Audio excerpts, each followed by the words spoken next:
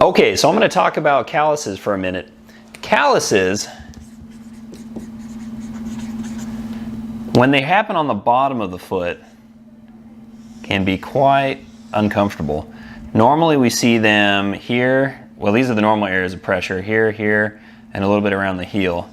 But if you're getting a callus that is, we'll say, in the middle, right there, that can be quite uncomfortable. And usually patients are having to shave it off with a razor blade or something.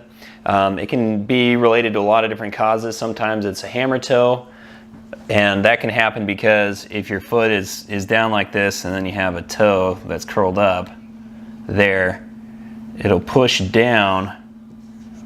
As this pushes up, it'll push down on that bone and force it into the ground, causing the pain there. Another cause of calluses in that location are from a bunion. So we'll say hammertoe, bunion.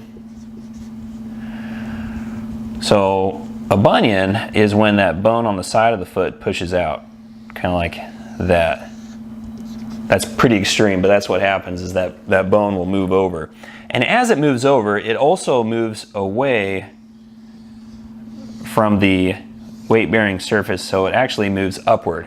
So it moves over and it moves up. And as it moves up, it doesn't take as much force and it pushes it that way.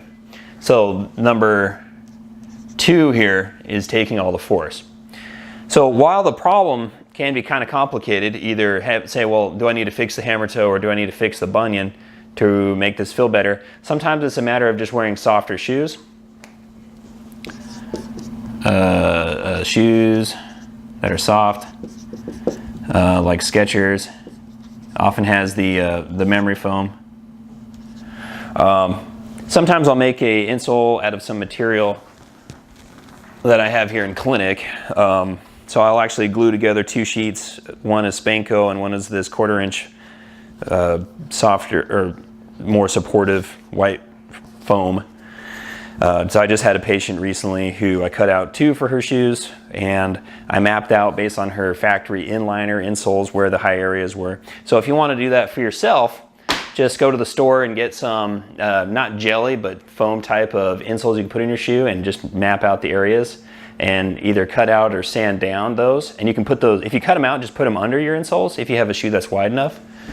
Then you can just take pressure off of it. So this would be like the insole. Insoles would look like this, right? So I would find that area right there and mark it and then actually shave out that spot. So you have a hole right there.